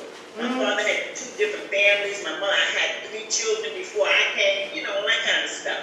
So I don't know where to start or how to start getting in touch with my family history. Like you talked about some stuff that I can't even imagine on what to do, how to do it, or anything else. You're the closest I came to a real live human being other than AfricanAncestry.com stuff, So, yes, and the way you delivered the information tonight was so calm.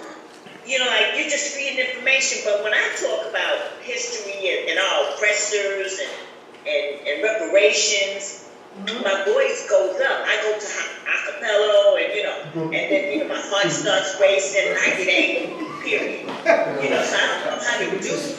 I'm not there yet. So I wanna learn how to do that. There's so much you can teach me, and I don't know how this can happen. So my question to you is, how can you show me a little bit, just a little bit of what you did to get in touch with all of your family members and your history like that? It wasn't expensive. That's what I want to know. Because that's where I want to start. I want to get with my family history. I know my grandmother's name was Pearl. Her last name was McCain. And she was in North Carolina. That's all I know. I never met her. She was dead before I got here. My father recently passed. He was born in 1909. I was conceived when he was 50. Okay. So it's some deep stuff going on, and I want to be a part of it. Yeah, this was taken on our reunion. I don't have to. But I'm gonna tell you how to do it. I'm gonna tell you how to do it. This is just a clip of some of us taken at the family reunion. We have to take them in separate parts because there's so many of us. But you start with the Department of Vital Records. If you have... In the state? Yes, in the state. Okay. Or the city where you live at. Start there. If you have any old family obituaries, from those... my father's birth certificate. His death certificate. I got his death certificate. That's where I found out who his mother, her name, and all that stuff. That's it. Okay, so then you take that name, right? And you could go to, again, the Department of Vital Records, and also social media help, because we all came together through that meeting. Okay. You said that you have some information on Ancestry.com. If you go back to Ancestry.com, put in your children, if you have any children, your siblings, and then you will get connections, right? That way. And then have a conversation with your family members about that, because they may have information that you don't. Aunts and uncles who may have passed on. Look at those obituaries, right? And get that information. Go to the Department of Records for them as well. You'd be surprised at what you find out. We have in our family a genealogist who was an assistant to one of the greatest Civil War historians that ever lived. His name is Dr. Harry Jones. So my cousin Jason was Harry Jones's personal assistant. So he was able to, via these media platforms that I talked about earlier, connect all of us, right? And so we all started to get together, piece together. We had Zoom meetings or, Facebook. Well, we used Facebook Messenger back then. It wasn't Zoom. So we used that back then to have conversations and dialogue with the family to see exactly where we came from. And we were able, through that, to trace our oldest living ancestor here in the United States, Martin Wilson, who is buried in South Carolina right now. And then he had 11 children, and his 11 children had children, and so on and so forth. And so we were able to come together through that way. So I would advise you to start with the Department of Vital Records, go back to Ancestry, go back to Ancestry and put that information in, and you'll begin to get hits of who you're connected to, okay? So try that first. Okay, I appreciate that. I never thought about the Department of Vital Records, right? Yes, because that's how I was able to find my great-great-grandmother's burial site, which she's buried right here in Brooklyn, Greenwood Cemetery. One of very few blacks to be buried there at that time. So, yeah, try that. Any questions from the floor? That was great. That was a great suggestion. I appreciate it. You're welcome. Thank you so much. And listen, I don't believe tonight was a waste of time for me, okay? Thank you. Thank you. Anything from the floor? That's your family, Keisha? Any questions from the floor? Yes, some of us. Keisha, we got one right here. What's up, brother? Yeah, I'm sorry I'm late because okay. you always drop a lot of signs. You said your grandmother's buried right here in Medina, right in Brooklyn? In Brooklyn. A Where? mile and a half from where I live in. What's the name of the cemetery? Greenwood. At that time, blacks weren't really buried there. Any blacks who were buried there are in a mass grave. At that time. Right. They were all put in a mass grave. So I was able to find that information as well when even her own children, grandchildren didn't know where she was buried at. Wow. So we were able to come together through that medium as well. All right, Zoom, any questions from Zoom? Anybody else from Zoom want to ask a question? Unmute yourself, ask Keisha a question, please.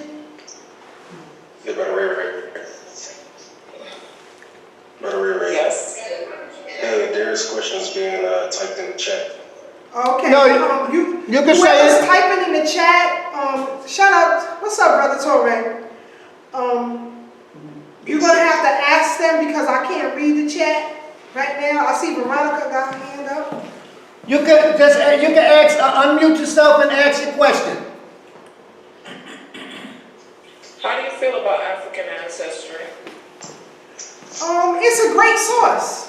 It's a great source to find out your personal family history and also whatever tribal lineage that you may have. That's also good to check out. We were able to trace our family history. I usually have it on my iPad. I have to just check here. But we were able to trace our family to the tribe we came from. And in fact, we come from royal blood and warrior blood. So that's why I say, I am who I am because it's in my DNA. Right? So some of us may come from sellout Negroes and you wonder why you are the way that you are. Right? That's your DNA. Not throwing shade, but it is what it is. Check that history out. And the majority, what I also found out is that majority of my family members are either in military, medicine, in clergy, and in farming. So, I'm right in line with what I'm supposed to be doing. Thank you. You're welcome. All right, any questions from the floor? Here? You trace yourself to Senegal, right? Your family lineage? Senegal and Ghana, yes. And Ghana, okay, it's Western Africa. Now, how many of your family members are intermixed with Native African Americans from this continent, from this section of the world? A lot. A lot. See, you got here after I played the clip from the family reunion, but we really have to do it in pieces because it is so many of us. And again, I didn't find out this family history until 2013, right? I was somebody called me and said, we related, this is how we're related, so on and so forth. And we had hours on hours of conversation. And then, come to find out, we were related very closely to the point where our great-grandmothers were sisters. Oh, wow. That close. So, and then every 2 years we have a reunion. And we try to have it in a place where our people migrated to. So this past July, it was in Philadelphia. We have a lot of family in Philadelphia. So we try to do that. Not this year, but next year, it will most likely be in Miami. Yes. When you say it was so many, what's your estimate of the number? 3,000. So 3,000. that actually are connected, right? And converse with each other and so on and so forth. And we have become so close. When we travel just about in every city in this country, I got family. And, you know, we make it a point to reach out and visit with our family whenever we touch down in the town, so you'd be surprised. So I would suggest everybody do that, right? Because, and then, like I said, the family genealogist was personal assistant to Dr. Harry Jones. We were given a ceremony and certificate for our Civil War ancestors. And when you come to my house, you see the big plaque when you come in the house. It's there. So now that the younger kids who come in, I invited some family over for the Misgiving holiday. But my grandson, who is 4 years of age, got to meet cousins that he had never seen before. And after, you know, it was getting late, everybody getting ready to go home, he broke down into tears. And he said, I just don't want to see my family go. And I love my family. Ooh, I'm getting choked up. I love my family so much. But when you can touch the babies, you know, from his mother's womb, I had him listening to Dr. Colin and Dr. John Henry Clark. So he is very familiar with those voices. So if I turn on a DVD or a video or what have you, he knows exactly who it is. You understand? So that's why I say you meet people where they are, right? These cousins that I came into contact with, like I said, ever since then, they asked me to speak at every reunion because of the impact that I have made on them and they have made on me. So, you know, it's a great thing. It's a great thing. Yes, yes, you brother. said you got family in all the 51 states? Yes. Really? And overseas. And overseas. London, Japan, Dominican Republic, Puerto Rico, Barbados.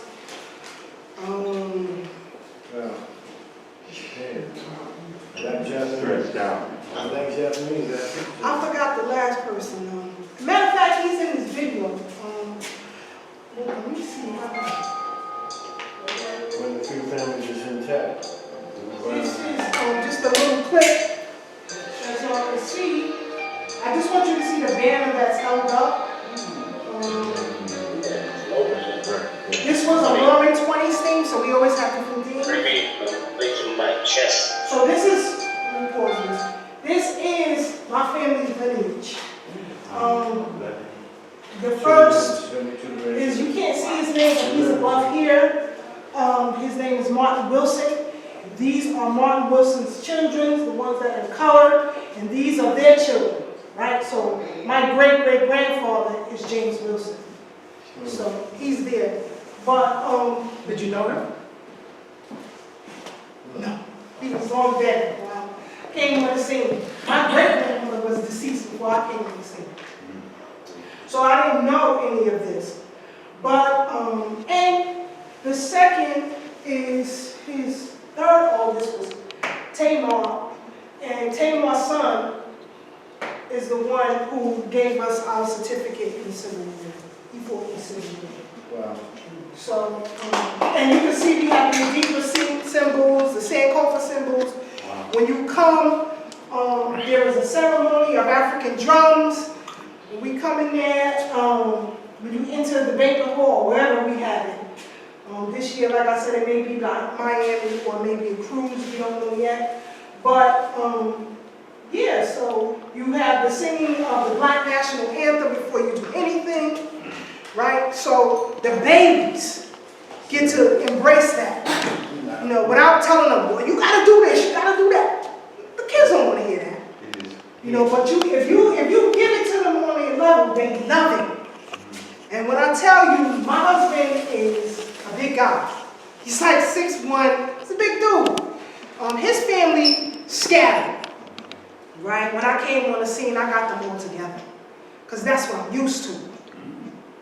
You're going to be married to me, this is how we rock. So whenever we meet, they meet every year in Jamaica, they all come. He hadn't seen siblings in years until he got with me, because this is not how I rock. This is not what we do. So the first reunion he went to, he was in tears. He never seen such a thing. We literally took over the whole naval base in Virginia. So he never seen anything like that before, and it really touched him. For my husband to cry about anything, you know, I'm telling you. So yeah, that's it. Any more questions? Yes, Let me if take I the Zoom. can. Go ahead. My name is Melvin Walton. How you doing, brother? Great presentation. You mentioned a bunch of other platforms that you recommend that we look at. Could you mention them again? For media or for researching your family? For media. Sure. You have Community Cop that you can get on YouTube. You have New Day Liberation Radio, which is on blogtalkradio.com. Comes on Saturday evenings at 10:30 p.m. You have my program, Thorough Black Talk. We are live on YouTube, Facebook, and Twitch, 8 to 10 p.m. every Thursday.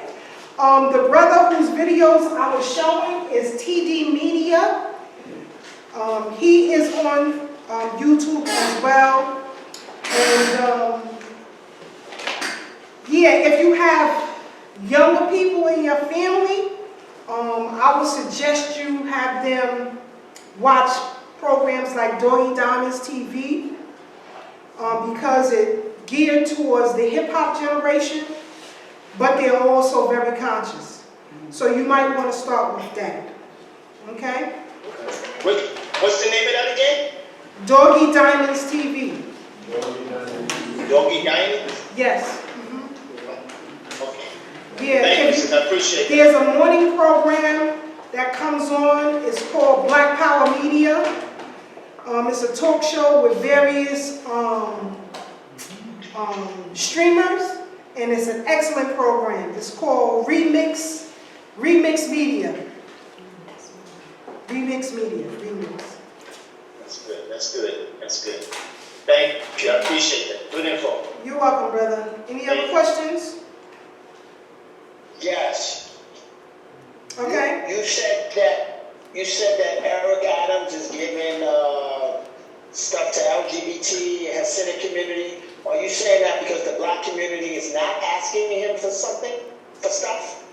No, that's just a fact. When I asked him, and I can only speak for me, when I asked him his position on, let's say, reparations, he said, yeah, he's for it, but, you know, he doesn't see anything happening with that. When I asked him his position on the attacks of black women by Asian Americans, he had no answer for me. So that's why I said what I said. Check. And I engage with him often. Check. And you said Go ahead. Right. And you said Maxine Waters was 89? I believe she's 89. I believe so, yes. Yeah, sometimes I think they stay in those offices a little bit too long, Keisha. Yeah. I agree. I agree. 89, 83, 80, 70. It's ridiculous. Like, go sit down somewhere. The politician. Any more questions? Yeah. Maxine Waters. Go ahead, Michael. Yeah, just want to know your response to Kamala Harris when asked about would she take definitive positions that will benefit black people. She said that she wouldn't, and your response to that, as well as when Obama, who's extremely intelligent and good at answering questions, dodged the whole question by saying that's not how America works. Right. In other words, instead of dealing with the question at hand, he shifted it, and he's excellent at that. I've seen him do it 1,000 times. When he said that's not how America works, now he went on to give you a history lesson about how America works, dismissing your question with respect to reparations. Your response to those two, Kamala Harris as well as President Obama? Responsive to what they said? Yes. Well, I can say this. Don't vote for them. In fact, on your social media platform, start a campaign to get African Americans or anybody else to stop voting for them because they are not offering you tangibles. When you approach a Kamala Harris, right? Kamala, whatever her name is, you come to her with a list of tangibles. If she shifts to these benign, neglectful comments, you steer her right back. She's not going to give you an answer. She can't. She has to follow the party line. She's not going to give you an answer. And then you hold that up to the black community and say, this is what you get. This is what you get. We gotta stop voting for these people. And they know it's a problem. Like I said, since 2013, the black vote has decreased, especially for the Democratic Party. Numbers are lessening and lessening, and they know that. So that's why they're bringing in these illegals to supplant you, to replace you. And that's why when I showed the video, Mike, of Joe Biden on the campaign trail at a debate, when they asked him directly about reparations, he said, we got to worry about the Hispanic. Whoever was asking him the question, the moderator, should have shifted that question. You never answered the question, sir. We don't do that. Right. We will take that comment and move right along. No, direct him right back to that question. You didn't answer that question. When President Trump, former President Trump, was debating Mr. Biden, President Biden, and I think the guy was from Channel 7 News. He asked about the Proud Boys, right? What are you going to do about them? And when at first, former President Trump didn't answer that question, that moderator brought him right back to that question. He got stuck and he said, Proud Boys, what do you want? What? That's what he said. That was his answer. You see what I'm saying? Yeah. But that moderator brought him right back to that question. You want to answer this about these white supremacist groups. You understand? But when it comes to reparation and anything, Mike, for black people, the moderators never divert them right back to the question. They move on, we got to move on. Go ahead, Sister Pat. Let me just say this, Sister Keisha, I think that I don't know whether the black community is listening to what you're saying, but this last city election was probably one of the lowest turnouts in history. Yes. Facts. I'm telling you, the numbers were so low. You know, so a lot of people didn't come out. And the weather was actually good too. You know, you follow the trend whether the weather is good and so on and so forth. Despite the fact that Eric Adams was black and he was running for the mayor of New York, a lot of people still didn't come out and vote. So, you know, I don't know where that leaves things, but it could be people are just jumping shit. They are because, like I said in the beginning, because of independent black media platforms, black people are given the rallying cry. Don't vote for them unless they got tangibles on the table for you. Stop. But unfortunately, and I have to say this, and please, I mean no disrespect to anybody. I'm just stating the facts. The baby boomers are a goddamn problem. Hey! Sorry, but are a problem. What generation is that? Hey! What are you referring to? What's a baby boomer? 60 and up. That's me. That's a problem. That's a problem. That's a problem because they are pushing this narrative. You gotta vote. Our ancestors fought and died. And when you have somebody who gives you that comment, well, our ancestors fought and died. Where? Prove it. Show me. Prove it. They can't. They just regurgitating a narrative that they heard. Now, I actually read the archives. I know what the hell they fought for.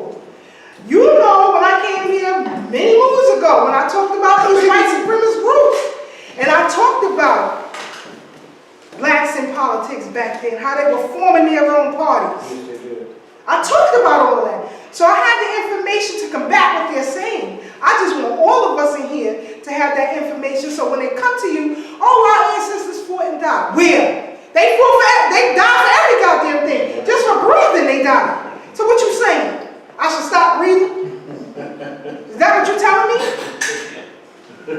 So, you know, unfortunately, we get caught up in these comments and sayings and mantras, you know, that everybody else is saying, so they just follow suit. But once you stop them dead in their track, they have no argument.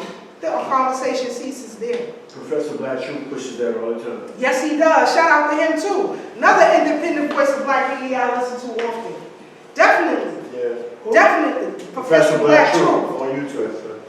He won the brigade. That's right. He won the brigade. That's right. So you have to, it's not, and listen, what is wrong with being black first? Nothing. Nothing. You wear that anyway, naturally. Asians is for themselves, Jewish folks are for themselves, white supremacists is for themselves. Be for yourself. And we'll let you know it. You understand? The LGBTQ, RST, or whatever else the hell they call, they didn't want to call it. And let you know it. We call that the new black. And how disrespectful was that? You see what I'm saying? I thought the orange. You gotta get punched in the mouth for that. There's too many things that are new black these days. Yeah, like orange is the new black. What is that about? It's crazy. It's crazy. But again, that's what it is. Any more questions so we can get up Any out of more here? questions? From the Zoom, anybody? We'll take the Zoom first. Any more from the Zoom? What's up, Brother Torre? How are you? Hey, I'm doing good. This is BB for Odie to everybody. BB for Odie. Go ahead, brother. Yeah, just real quick, I'm not around the physical company, so I just asked this. Why do we not see people actually going after those who they know have direct connection to their enslavement? Why are they not trying to sue those people? Why are they just asking for reparations in total? That's all. That's my only question. Thanks. All right. And say hello to your wife for me. Gotcha. I'll say this, something that, and I keep using Mike, but oh well, he's gonna get used today. But he always says that, you know, our people want to win so badly.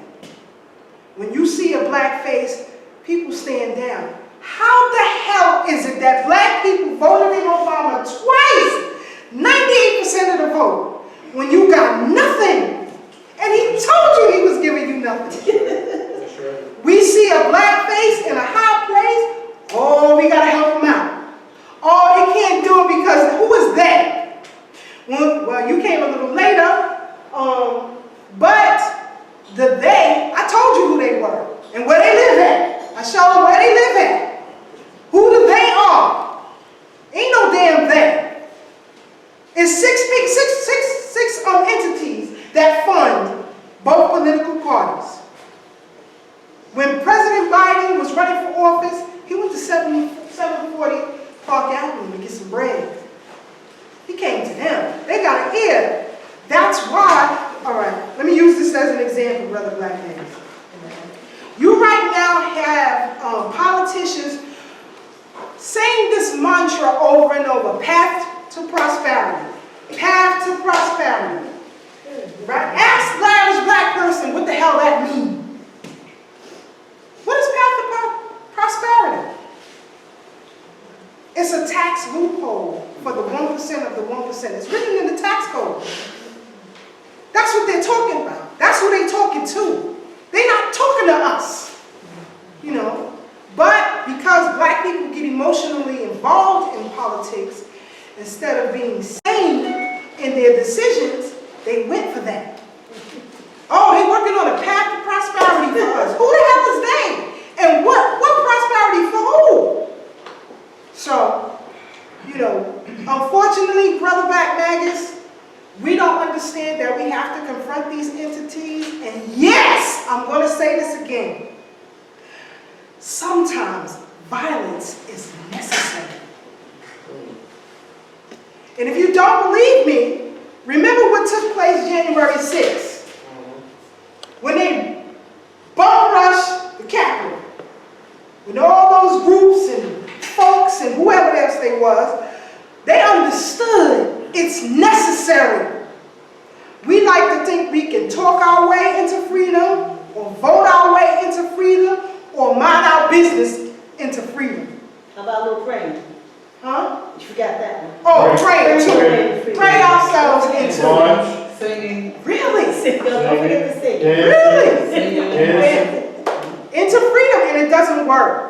It doesn't work. We have to be organized politically. And again, you know, we have to start forming independent political parties and taking over the local politics. Because if we get Sister Pat into office under the Democratic line, if she don't follow the line, they're going to get rid of her. Look what happened to Cynthia McKinney. Yeah. They don't play them kind of games. Look what happened to Adam Clayton Powell Jr. Right? What happened to James Davis? He dead. So if you don't follow that party line, you in trouble. So the only route we can go is independent unless we convince black business, and that's something that I've been working on, black business, that they have to support what we tell them to do.